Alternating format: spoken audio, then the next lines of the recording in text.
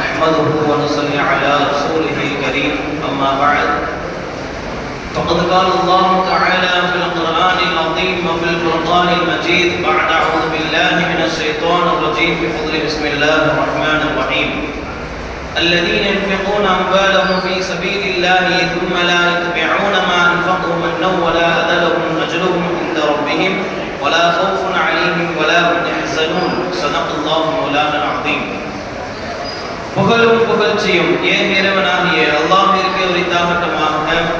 அவனுடைய சலாமும் சமாதானமும் கண்மணி நாயகம் ரசூலுல்லாஹி ஸல்லல்லாஹு அலைஹி வஸல்லம் அன்னவர்களின் மீதும் அன்னவர்களின் நற்சோற்றினை பின்பற்றி வாழ்ந்து மறைந்த உத்தம சத்திய சஹாபாக்கள், தாபிஈன்கள், தாபிஈன்கள், நாதாக்கள், ஷுஹதாக்கள், சாலிஹீன்கள் இன்னும் நம் அனைவர் மீதும் என்றென்றும் நின்று நிலவட்டுமாக. ஆமீன்.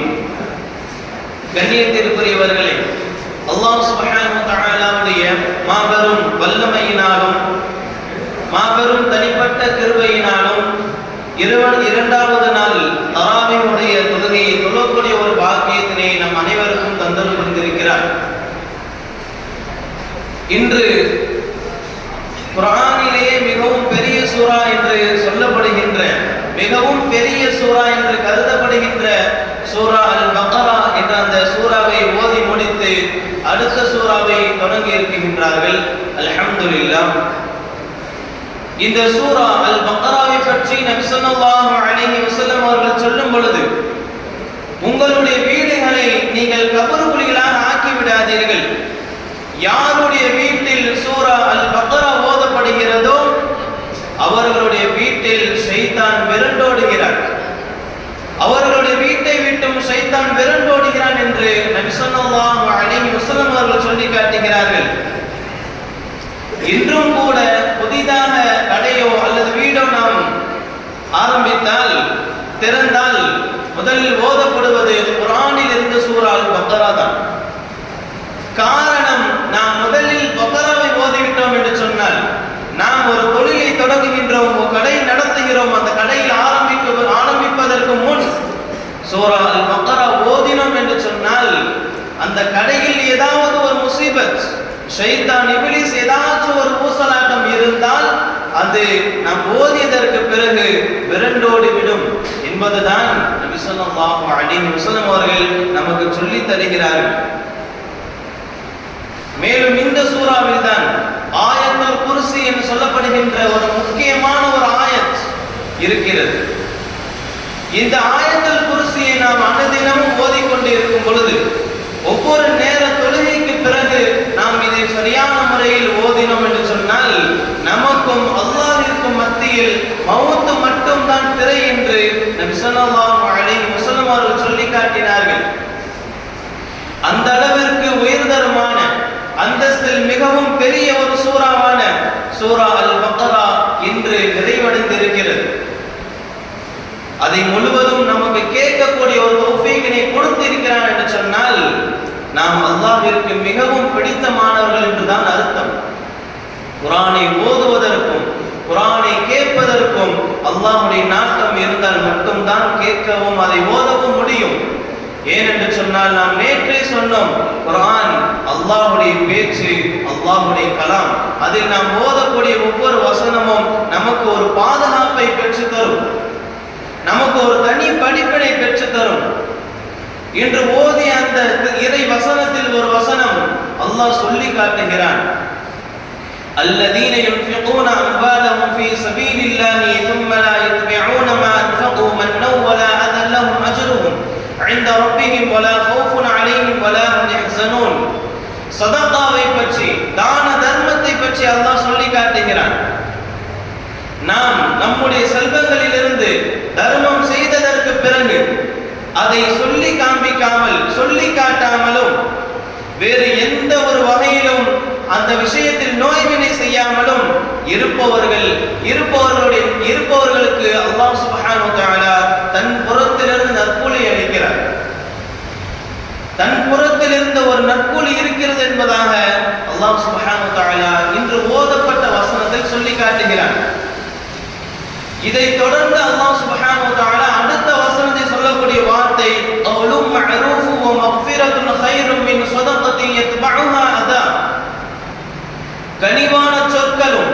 இனிமையான சொற்களும், மன்னிப்பு தருதல், மன்னித்தலும், நாம் ஒரு உதவி செய்து, நாம் தர்மம் செய்து அதை சொல்லி காட்டுவதை விட சிறந்தது என்பதாக அல்லாஹ் சொல்லி காட்டுகிறான். தர்மம் செய்து அதை சொல்லி காட்டுவதை விட இனிமையான இரு சொற்கள், ஒரே ஒரு வார்த்தை, இனிமையான சொற்கள், அதே போன்று ஒரு மன்னித்தல், இதை விட மேலானது, இதை விட கைர் என்பதாக அல்லாஹ் சுப்ஹானஹு வ தஆலா அடுத்த வசனத்திலே சொல்லி காட்டுகிறார்.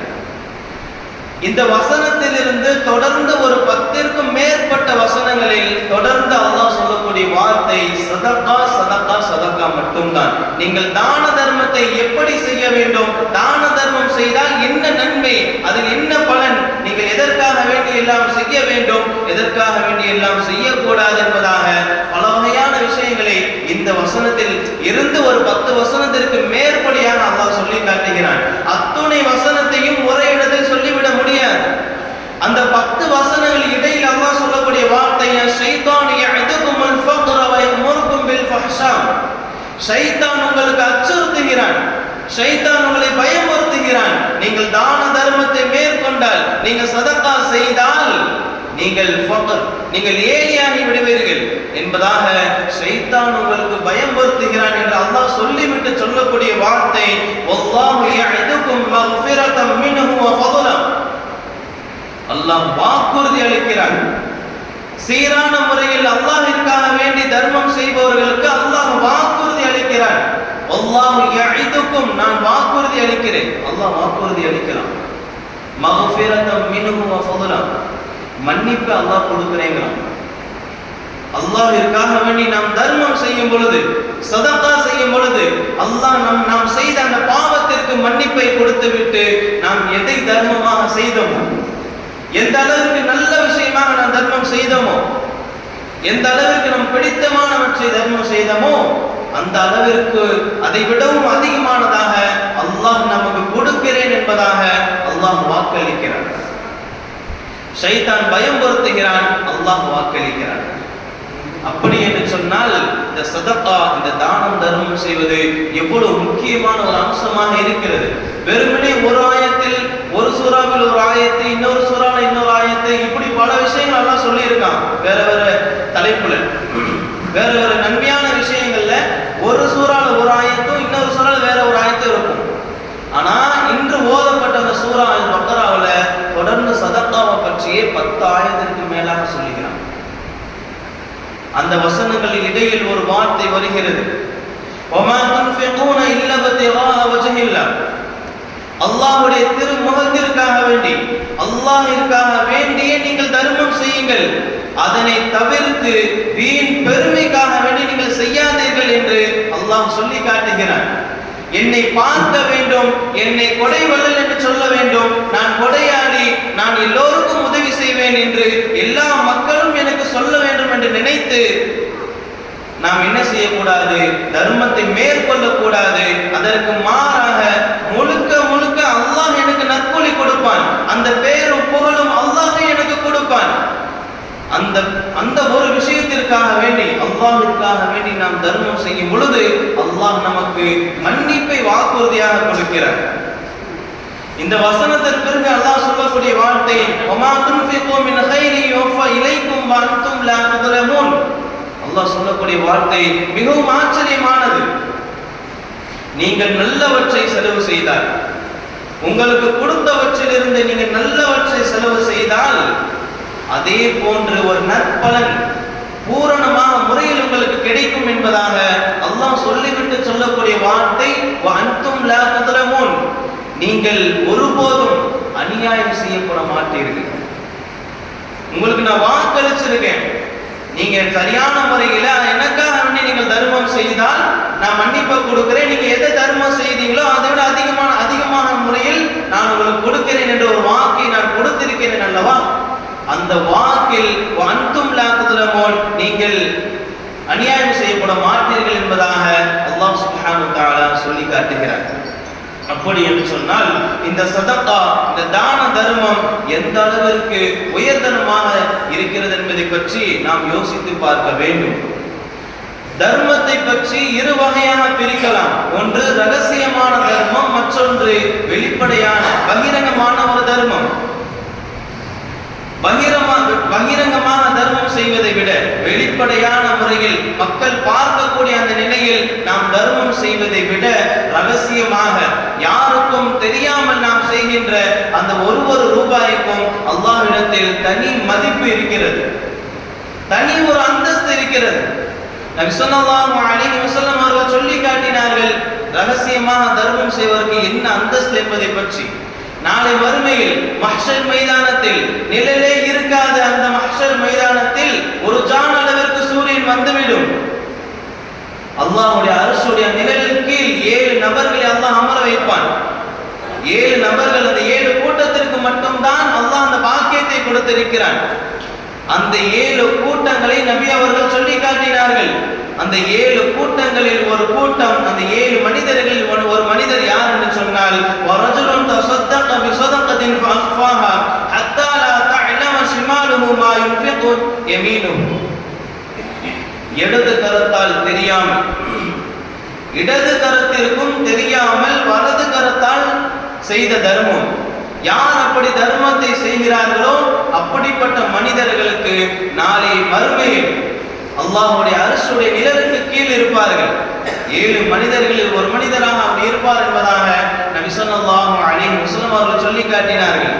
ஒருவருக்கு தெரியாமல் மற்றவருக்கு தெரியாமல் நீங்கள் தர்மம் செய்தால் இந்த அந்தஸ்து, இந்த அந்தஸ்து, இந்த சிறப்பு என்று சொல்லி காட்டவில்லை. இடது கரம் என்பது நம்முடைய உடலில் இருக்கக்கூடிய ஒரு பாகம் தான்.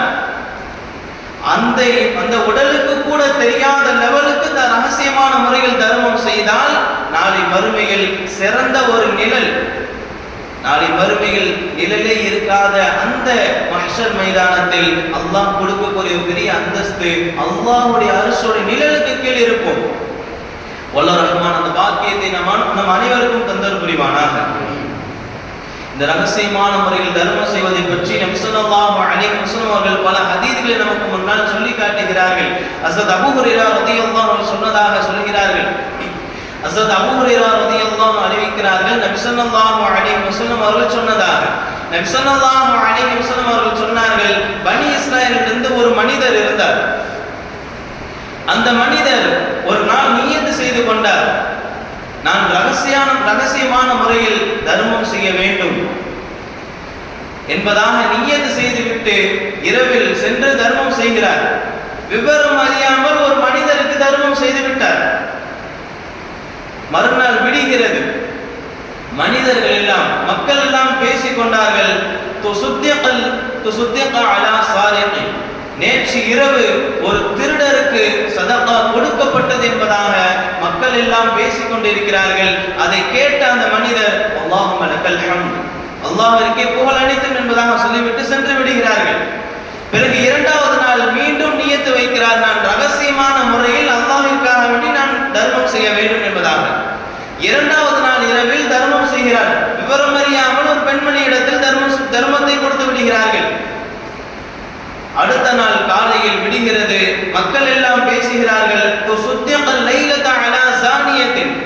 நேற்று இரவு ஒரு விபச்சாரிக்கு தர்மம் கொடுக்கப்பட்டது, சதகா கொடுக்கப்பட்டது என்பதாக. உடனே அந்த மனிதர் சொன்னார், அல்லாஹும்ம லக்கல் ஹம்து அலா ஸானியத்தின், ஒரு விபச்சாரிக்கு கொடுக்க வைத்த என்னுடைய தர்மத்தை, என்னுடைய சதகாவை ஒரு விபச்சாரி கொடுக்க வைத்த அந்த அல்லாஹ்விற்கே புகழ் அனைத்தும் என்பதாக சொல்லிவிட்டு சென்று விடுகிறார்கள். 3வது நாள் இதே போன்று நியத்து வைக்கிறார்கள், நான் அல்லாஹ்விற்காக வேண்டி ரகசியமான முறையில் தர்மம் செய்ய வேண்டும் என்பதாக. அதே நிலையில் இரவு வருகிறது, தர்மம் செய்கிறார்கள். அடுத்த நாள் காலையில் விடுகிறது. மக்கள் எல்லாம் பேசிக் கொண்டார்கள், நேற்றைய தினம், நேற்றைய இரவு ஒரு செல்வந்தனுக்கு சதகா கொடுக்கப்பட்டது என்பதாக. உடனே அந்த மனிதர் சொன்னார், அல்லாஹும்ம லக்கல் ஹம்து அலா சாதிகின் வ அலா ஸானியத்தின் வ அலா கனியின், ஒரு திருடருக்கு, ஒரு விபச்சாரிக்கு, ஒரு செல்வந்தனுக்கு என்னுடைய சதகா கொடுத்த அல்லாஹ்விற்கே எல்லா புகழும் என்று சொல்லிவிட்டு சொன்னார்கள், என்னுடைய தர்மம், என்னுடைய செல்வம் இவர்களை விடவும் தகுதியற்றது, இவர்களுக்கு கொடுப்பதை விட்டும் தகுதியற்றது. இந்த மூன்று நபர்களும் பாவிகள் தான். திருட்டு என்பது ஒரு பாவம், விபச்சாரம் செய்வது என்பது மிகப்பெரிய ஒரு பாவம். அதே போன்று செல்வதனாக இருந்து கர்மித்தனமாக இருப்பது, கஞ்சத்தனமாக இருக்கக்கூடிய அந்த செல்வந்தன் அவனும் ஒரு பாவி. இந்த மூன்று பாவிகளுக்கு கொடுப்பதை விடவும் என்னுடைய சதகா தகுதியற்றது, அதை விடவும் தகுதியற்றது என்பதாக சொல்லிவிட்டு சென்று விடுகிறார்கள். இரவு ஆகிறது, அவர் உறங்குகிறார். அந்த உறக்கத்தில் ஒரு கனவு வருகிறது. அந்த கனவில் அந்த மனிதருக்கு சொல்லப்பட்டது, அம்மா சதகத்துக்க, உன்னுடைய சதகா, உன்னுடைய தான தர்மம் ஒப்புக்கொள்ளப்பட்டு விட்டது. அலா சாதிகை, எதற்காக வேண்டி ஒரு திருடருக்கு உன்னுடைய சதகா கொடுத்ததற்கு காரணம் என்ன தெரியுமா? எதற்காக வேண்டி ஒரு திருடருக்கு கொடுக்கப்பட்டது என்று சொன்னால், அவன் அறிந்து கொள்ள வேண்டும், நான்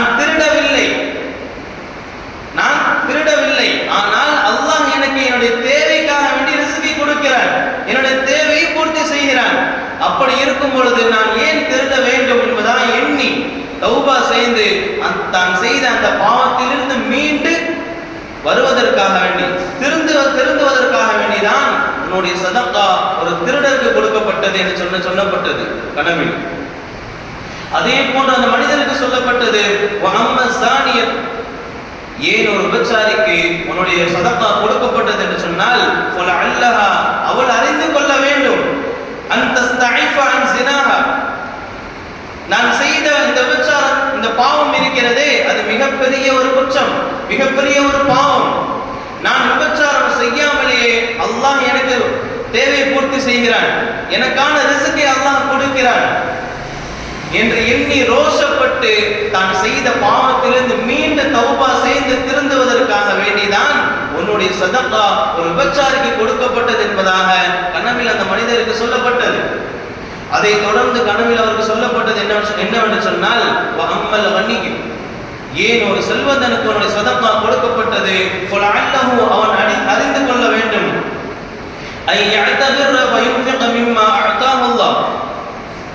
எப்படி அல்லாஹ்வுடைய அடியார்கள் ரகசியமாகவும் கூட தர்மம் செய்கிறார்கள் என்று எண்ணி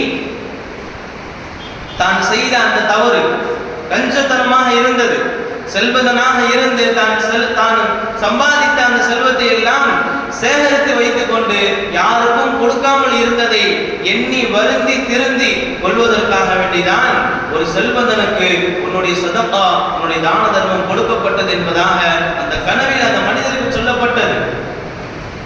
ஏன் இந்த மனிதருடைய அந்த தான தர்மம், அந்த பணம் ஏன் இவர்களுக்கு கொடுக்கப்பட்டது? இவர்களுக்கு இந்த மூன்று பாவிகள் கொடுக்கப்பட்டு இந்த தான தர்மத்திற்காக வேண்டி ஏன் அவர்கள் திருந்தினார்கள் என்று சொன்னால், முதலில் அவருடைய நியத், நான் ரகசியமான முறையில் தர்மம் செய்ய வேண்டும், முழுக்க முழுக்க அல்லாஹ்விற்காக வேண்டி தர்மம் இருக்க வேண்டும் என்பதுதான் அவர் நியத். அந்த நியத்தின் காரணமாகத்தான், அந்த ரகசிய அந்த தர்மத்தின் காரணமாகத்தான் அல்லாஹ் சுப்ஹானஹு வ தஆலா இப்படிப்பட்ட ஒரு பெரிய ஒரு மாற்றத்தை அல்லாஹ் கொடுத்தான். இப்படிப்பட்ட ஒரு விஷயத்தை ஒப்புக்கொண்டதாக அல்லாஹ் ஆக்கி கொண்டான். இதற்கெல்லாம் காரணம் சதகா, அது ரகசியமாக செய்ததுதான். சதகாவை பற்றி நபி ஸல்லல்லாஹு அலைஹி வஸல்லம் அவர்கள் சொல்லி காட்டினார்கள், அஸ்-ஸதகத்து துஜீஃபுல் ஹதீயத கமா யுத்ஃபியுல் மாஉன் நார். நெருப்பில் தண்ணீரை ஊற்றினால் எப்படி அணைந்து விடுமோ அதே போன்று நாம் செய்கின்ற ஒவ்வொரு சதகாவும், ஒவ்வொரு தான தர்மமும் நம்முடைய பாவங்கள் அனைத்தையும் அழித்து விடுகிறது என்பதாக நபி ஸல்லல்லாஹு அலைஹி வஸல்லம் அவர்கள் சொல்லி காட்டினார்கள். அதே போன்று நாம் சதகா செய்கின்ற நிலையில் இவ்வளவுதான் என்று வரையறுத்து செய்யக்கூடாது என்பதையும் நபி ஸல்லல்லாஹு அலைஹி வஸல்லம் அவர்கள் தடுத்திருக்கிறார்கள். அஸ்மா ரலியல்லாஹு அன்ஹா அவர்கள் சொல்லுகிறார்கள், நபி ஸல்லல்லாஹு அலைஹி வஸல்லம் அவர்கள் சொன்னதாக நபி அவர்கள் சொன்னார்கள், இவ்வளவுதான் கொடுக்க வேண்டும் என்று வரையறுத்து கணக்கிட்டு நீ செலவு செய்யாதே, சதகா செய்யாதே.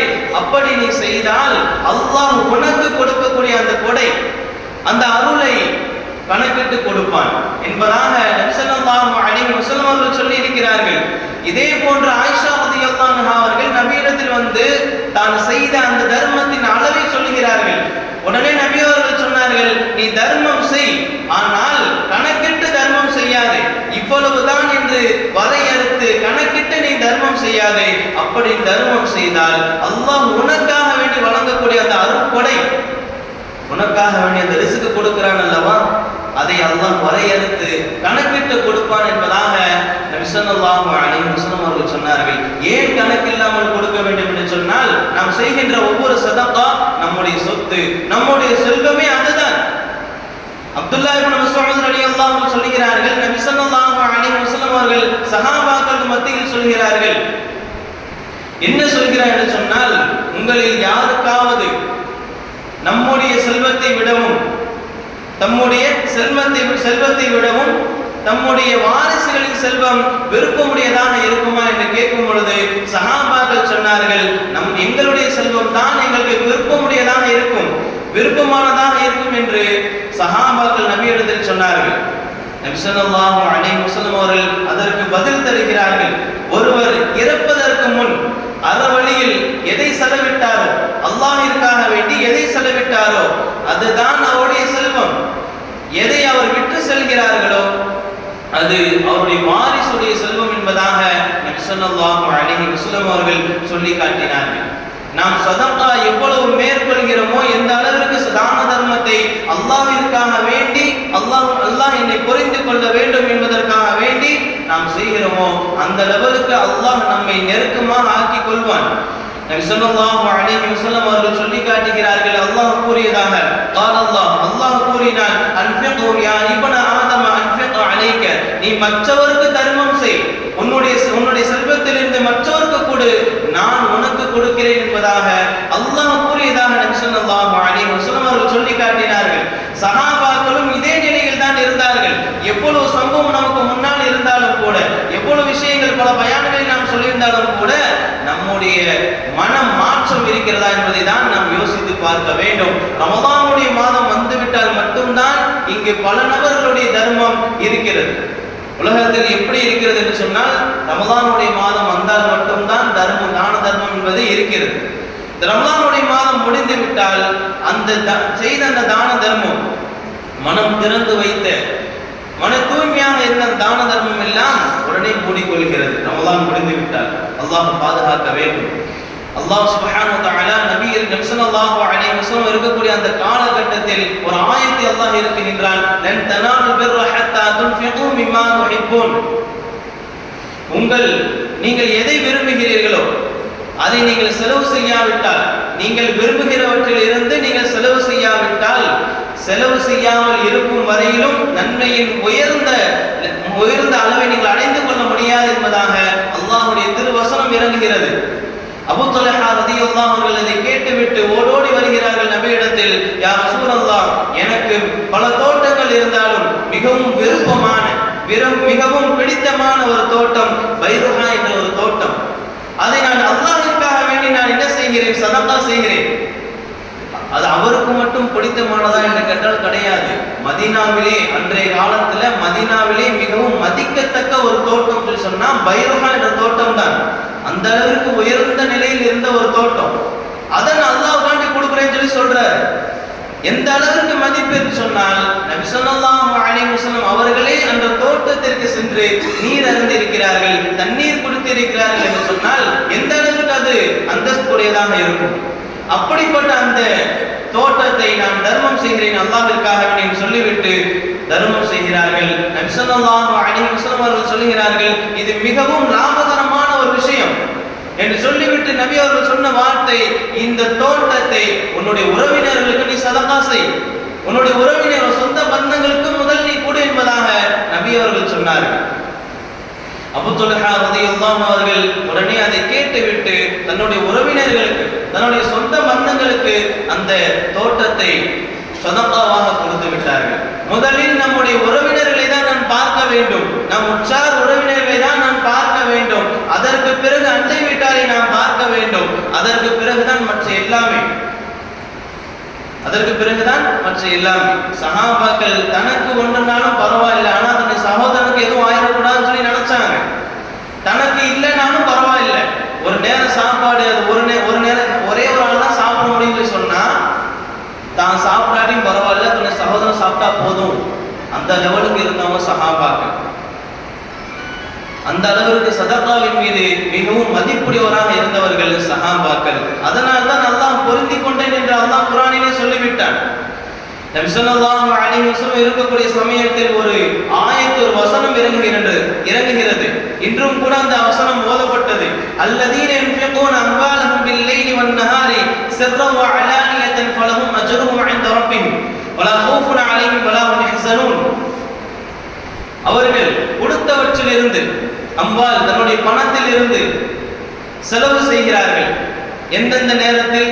இரவு, பில்-லைலி வன்-நஹார், இரவிலும் சரி பகலிலும் சரி, சிர்ரன் வ அலானியா, ரகசியமாகவும் சரி பகிரங்கமாகவும் சரி செலவு செய்கிறார்கள். அப்படிப்பட்ட மனிதர்களுக்கு அஜ்ருஹும் இன்த ரப்பிஹிம், அல்லாஹ்விடத்தில், அவருடைய ரப்பிடத்தில் சிறந்த நற்கூலி இருக்கிறது என்பதாக அல்லாஹ் சுப்ஹானஹு வ தஆலா சொல்லி காட்டுகிறார். இந்த வசனம் இறங்கியதற்கு பிறகு ஹஸரத் அலி ரலியல்லாஹு அன்ஹு அவர்களிடத்தில் வெறும் 4 திர்ஹம் தான் இருக்கிறது. வெறும் 4 திர்ஹம் இருக்கிறது.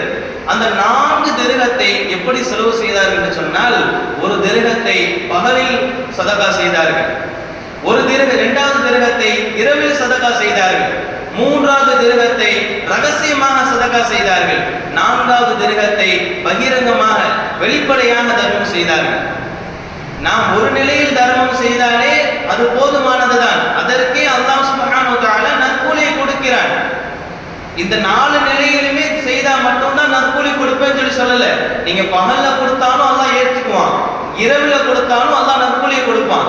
4 நிலையிலும் ஏதாவது ஒரு நிலையில் கொடுத்தாலே அல்லாஹ் ஏற்றுக்கொள்கையில் ஹஸரத் அலி ரலியல்லாஹு அவர்கள் அந்த 4 திர்ஹத்தை ஒரே நேரத்தில் ஒரே நேரத்தில் சதகா செய்யாமல் 4 நிலையில், பகல், இரவு, ரகசியம், பகிரங்கம், இப்படி 4 நிலையில் சதகா செய்தார்கள். காரணம், இந்த 4 நிலையிலும் எனக்கு நற்கூலி வேண்டும் என்பதற்காக வேண்டினார்.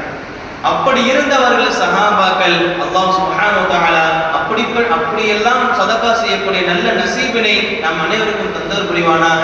நம்முடைய சதகாவை கொண்டு நாளை அர்ஷுடைய நிலையில் இருக்கக்கூடிய தௌஃபீக்கினை, நல்ல நசீபினை நம் அனைவருக்கும் தந்தர் புரிவானாக. வாஹிரு தஅவானா அல்ஹம்துலில்லாஹி ரப்பில் ஆலமீன். அஸ்ஸலாமு அலைக்கும் வரஹ்மத்துல்லாஹி வபரகாத்துஹு. சுப்ஹானல்லாஹி வபிஹம்திஹி, சுப்ஹானல்லாஹி வபிஹம்திஹி, அஷ்ஹது அன் லா இலாஹா இல்லா அன்த அஸ்தக்ஃபிருக வ அத்தூபு இலைஹி. ஆமீன். சுப்ஹான ரப்பிக ரப்பில் இஸ்ஸத்தி அம்மா யசிஃபூன் வ ஸலாமுன் அலல் முர்ஸலீன் வல்ஹம்துலில்லாஹி ரப்பில் ஆலமீன். ஸல்லல்லாஹு அலா முஹம்மத் ஸல்லல்லாஹு அலைஹி வஸல்லம். ஸல்லல்லாஹு அலா